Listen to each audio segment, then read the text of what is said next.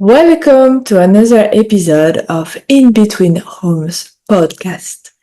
Today, I want to share with you how money can destroy business relationship.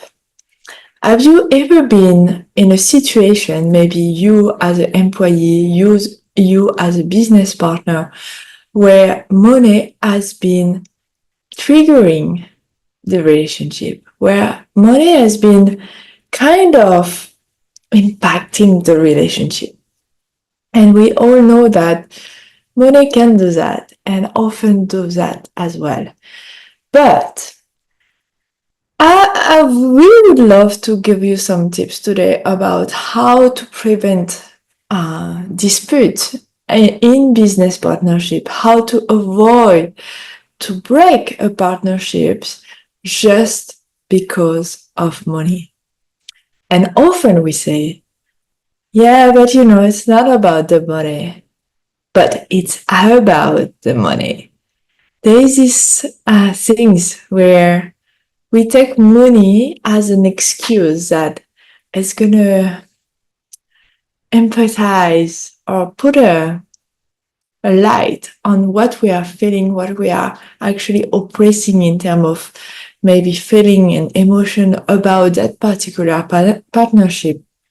And then we actually compress and oppress all those emotions, and we take money as a good excuse to kind of explode, to kind of say, hey, I cannot continue like that. We need to find another solution. We need to find another deal. I feel underpaid. I feel undervalued. I feel this partnership is not fair enough. I heard that so many times from people reaching out to me and asking for support in their finances, in their financial situation, in the business, in the partnership, to find solution to unfortunately leave this partnership and to close this partnership. But all the partnerships are not destined to actually break down and stop and end up on a bad tone just because of money.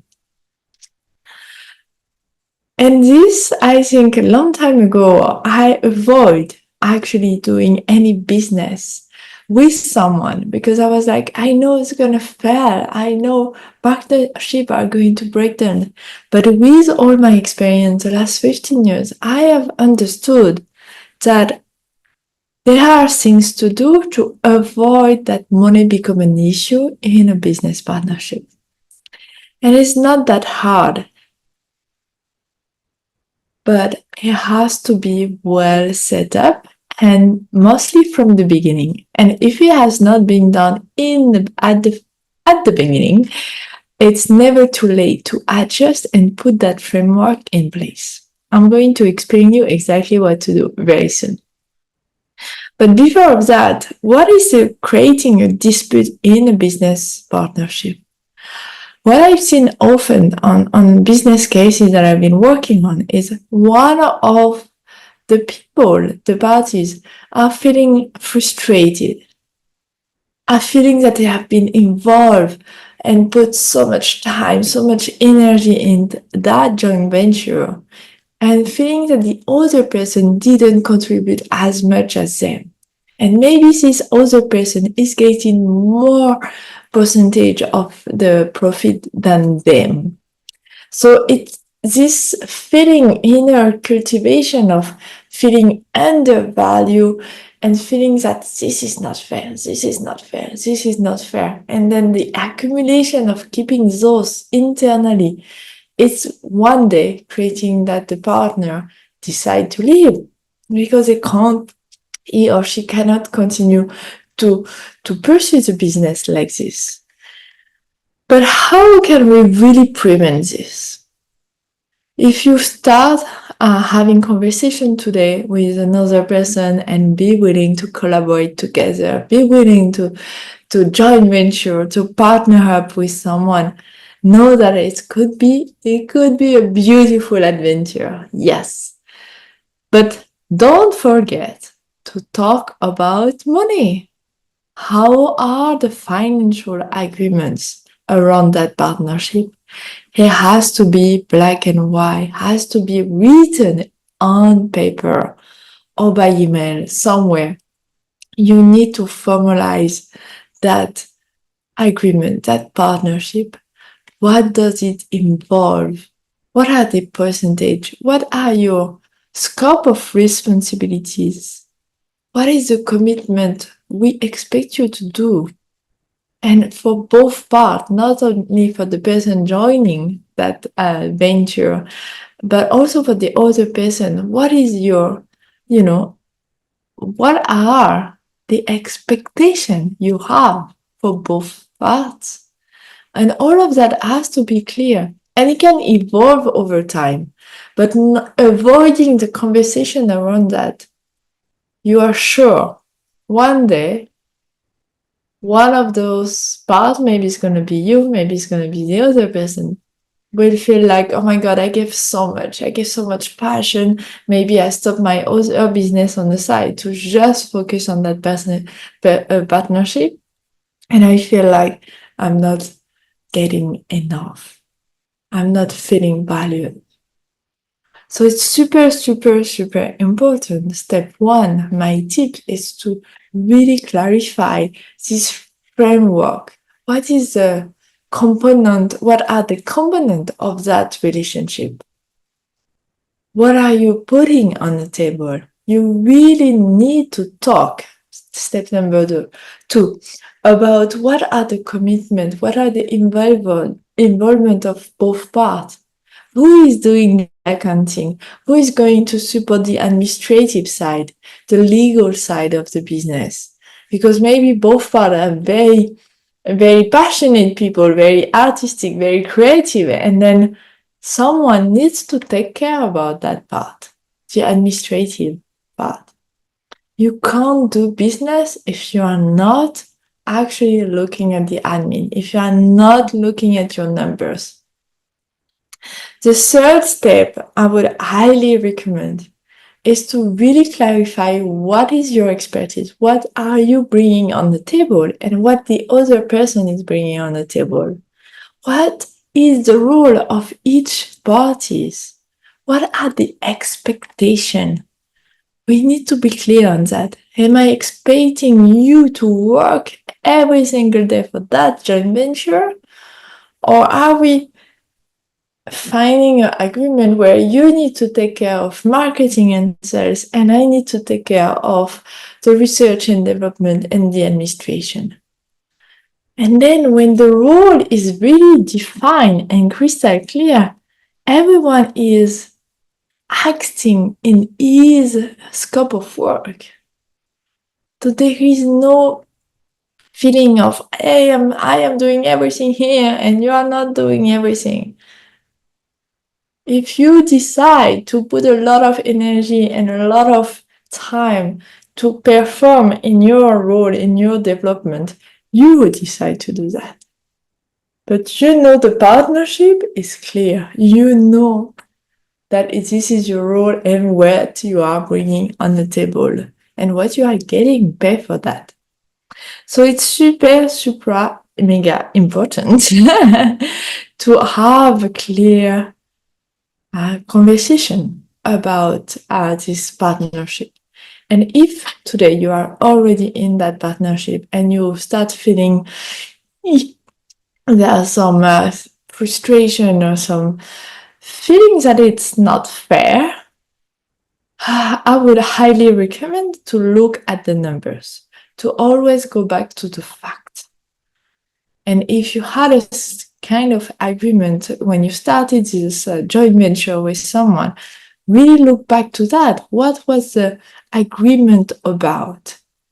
You need to look back at the fact. And then for the emotional side, what is happening for you?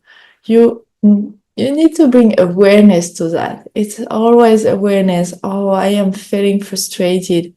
Where is this coming from? What kind of situation? Is someone asked me to do all this work? Am I burning out my wings in that process for this partnership? Or I need to step out. Maybe I need to pause. I need to start seeing the bigger picture of this partnership and what I can bring. I always recommend to people to step out for a while, maybe for 2, 3 days, to really pause, to really deal with the emotional side that in business won't be useful at all. So you need to acknowledge that for your own personal growth. This is gold. If you are able to turn that emotional storm toward a lesson that you learn from that partnership, you will go skyrocket your life and your business. Don't forget it. But this part has to be there at your personal level. You can have conversation with your partner about what is happening, how you feel. Maybe you don't feel undervalued, you feel undervalued. Bring this on the table, because it's like relationship. You need to be able to express it from a place of love, from a place of you care about, and not from a place of, oh, I need to blame you for that. No, you need first to step back, to look at what has been the cause of all of that, and then having a very conversation, open conversation where you take your own responsibility into that. Because business is a grown-up game, you know. We are all here to create things, to do business. Most of us, I would say, are passionate and creative, and we deeply know we can burn our wings in the process. So it's also on us to know our limit, to know how much commitment, how much passion I put in that project, to make sure that I respect myself into that. And then going back to the money point, we need to talk about the financial compensation of that. Business is business. And to avoid this potential or this partnership to fail because of money, we need to be able to address this topic very often. And I would highly recommend, as I do with my client, every month you need to date your finances. And if you are at the start of the business, maybe every 3 months. But monitoring, having conversation about the numbers is super mega important. Because it's not about managing a business or managing a project from a place of, yeah, I think it's going well, I think we are selling, it's good. And then one day you realize, oh my God, we have so many expensive and we didn't see that. Actually, we are not making profit. So to avoid the surprises, which can be bad or good, to know about the reality of what is the situation, what is the financial situation of your partnership, date your finances. Yes, it's super mega important. And to date your finances, you can reach out. You know that I explained there is a method. You don't need to be an accountant. You don't need to make it very complicated. But the most important thing is to be willing to look at the numbers, to know the truth about what you are doing in business, and just enjoying the ride, because dating your finances is something fun, is something easy to do that will open up a new world of possibility for you, for your business partner, and for the lives that you want to create. So I hope today was full of insight about business partnership. Let's do more business together and less failure because of money, because we didn't look at money, because we didn't have the courage to do those open conversations, and because we forgot to date our finances. So now you have the keys to make successful business relationship, and I wish you the best, because working together, it's an amazing journey.